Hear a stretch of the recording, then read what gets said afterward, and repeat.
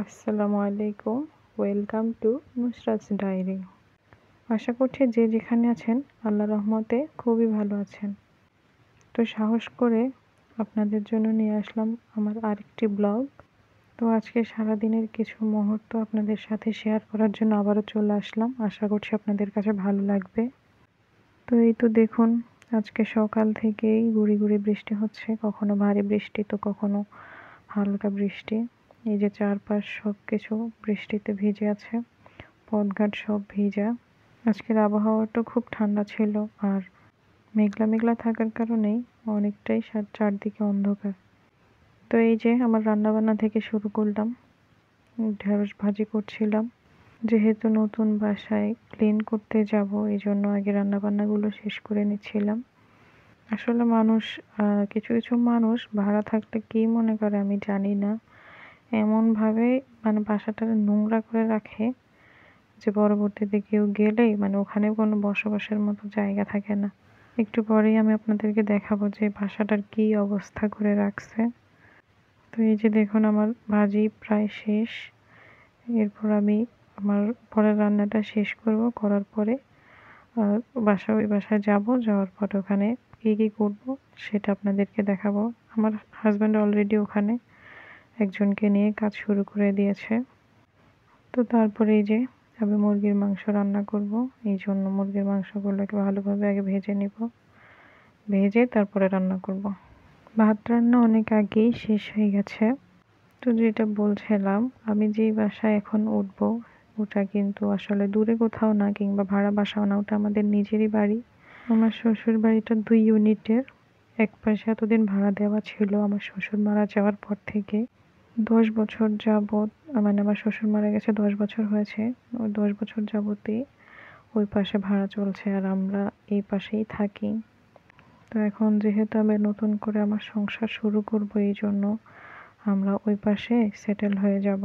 কিন্তু বিশ্বাস করবেন না, যারা তাদের ভাড়া ছিল মানে কি যে একটা অবস্থা করে রাখছে, পুরো দেয়ালের রং, তারপর হচ্ছে আপনার কিচেন রুম, তারপরে বাথরুম, সব কিছু এমন খারাপ অবস্থা করে রাখছে। তো এখন কি করব, এখন আমাকে সব কিছু এগুলো ক্লিন করতে হবে, থাকার মতো ব্যবস্থা করে নিতে হবে। আর আমি একদমই নতুন, আমার তেমন কোনো কিছুই নেই যে আমি ঘরটাকে ভালোভাবে সাজাবো। তো আমি ইনশাল্লাহ আমি আস্তে আস্তে চেষ্টা করব আমার পুরো বাসাটাকে আমার মনের মতো করে সাজাতে। আর আমি কিভাবে আমার বাসাটাকে সাজাবো আমি অবশ্যই আপনাদের সাথে শেয়ার করব। প্রত্যেকটা ফ্যামিলিতেই কিছু না কিছু ঝামেলা থাকে, আমাদের ফ্যামিলিতেও আছে। তো আমি আমার মানে শ্বশুরবাড়িতে আমি আমার হাজব্যান্ড একমাত্র ছেলে, আর আমি একমাত্র ছেলের বউ। তো তারপরও কেন মানে আলাদা থাকবো বা আমি আলাদা সংসার করব, সেটা আসলে অনেক কাহিনী। কোনো এক সময় যদি সময় পাই বা সুযোগ হয় তাহলে অবশ্যই আপনাদের সাথে শেয়ার করব, যদি আপনারা জানতে চান। তো যেহেতু এতদিন বাসাটা ভাড়া চলছিল এক পাশ, তো ভাড়াটিয়াদেরকে মানে তাদেরকে বাসা ছেড়ে দেওয়ার জন্য বলা হয়েছে, আর আমরা এখন ওই পাশে চলে যাব। আর এই যে দেখছেন আমি এখন রান্না করছি, এটা কিন্তু কোনো কিচেন বা কোনো রান্নার জায়গা না, এটা আমার রুমেরই বারান্দায়। প্রায় 2-3 মাসের মতো আমি আমার এই বারান্দাতেই রান্না করছি, একটা ছোট চুলা কিনে। আসলে আপনার মানে শ্বশুর বাড়ি আর বাবার বাড়ি বলেন, যেখানেই বলেন না কেন, আপনার হাজবেন্ডের ইনকামের উপর আপনার সম্মান, তারপরে মানে সব কিছুই নির্ভর করে আপনার হাজবেন্ডের ইনকামের উপর।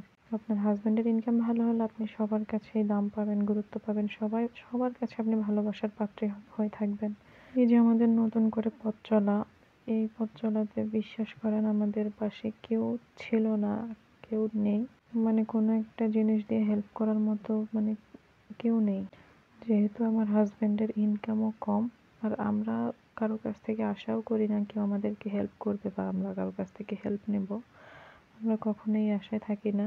ইনশাল্লাহ আমরা দুইজনের সম্মিলিত প্রচেষ্টা আর আল্লাহর রহমত থাকলে ইনশাল্লাহ আমরা সফল হবই। মাঝখানে আমাদেরকে আল্লাহ একটা সন্তান দিয়েছেন, অবশ্যই আল্লাহর ইচ্ছায়, আর ওর বরকতেই ইনশাল্লাহ এখন আমরা অনেকটাই ভালো আছি। আমরা একেবারে শূন্য থেকে শুরু করেছি, জানি না শেষ পর্যন্ত সফল হতে পারবো কি না। আসলে একটা কথা কি, মানে আপনার খারাপ সময় তো সব সময় থাকবে না, কিন্তু খারাপ সময় আপনার সাথে কে কী ব্যবহার করেছে, কে কিভাবে আপনার সাথে কথা বলেছে আপনার সেগুলো কিন্তু সারা জীবনই মনে থাকবে। এই যে দেখেন আমি চলে আসছি এই পাশে, আপনাদেরকে দেখাচ্ছি রুমগুলো একটু। আপনারা দেখেন যে মানে কি একটা খারাপ অবস্থা করে রাখছে। দেয়ালের রং খসে যাওয়া এটা স্বাভাবিক, কিন্তু একটা মানুষ যে এখানে বসবাস করেছে এটা মানে দেখলে কেউ বলবে না ভাই। আমি মানে বাথরুমগুলো আর দেখালাম না, কি নোংরা অবস্থা। আমি জানি না আমি এগুলা কিভাবে পরিষ্কার করব বা এগুলো পরিষ্কার করতে কয়দিন লাগবে।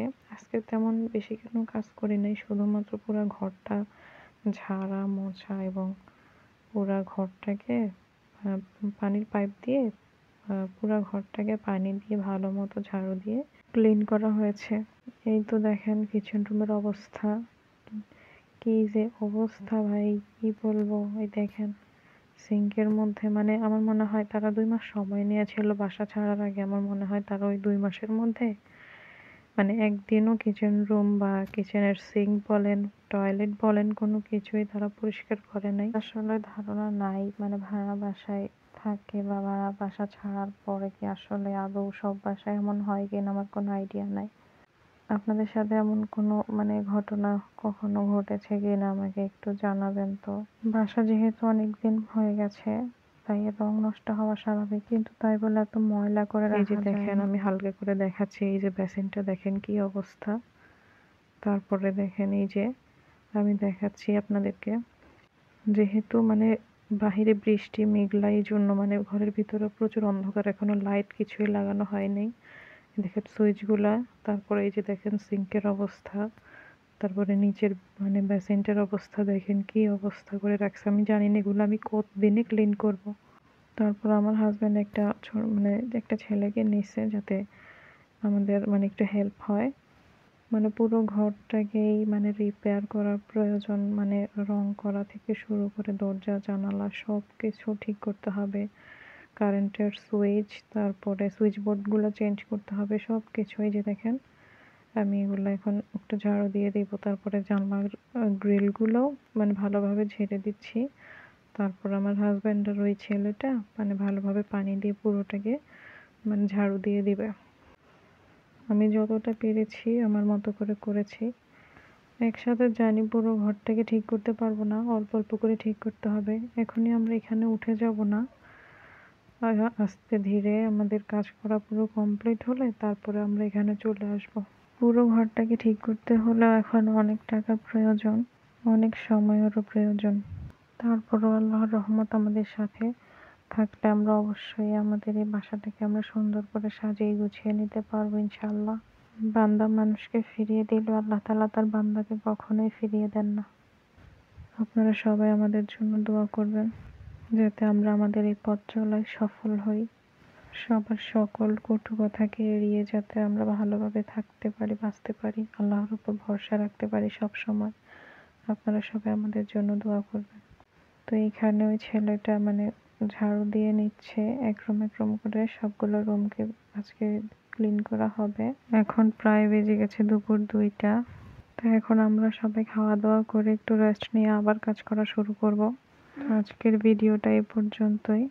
সবাই ভালো থাকবেন, সুস্থ থাকবেন, আমাদের জন্য দোয়া করবেন। আল্লাহ হাফিজ।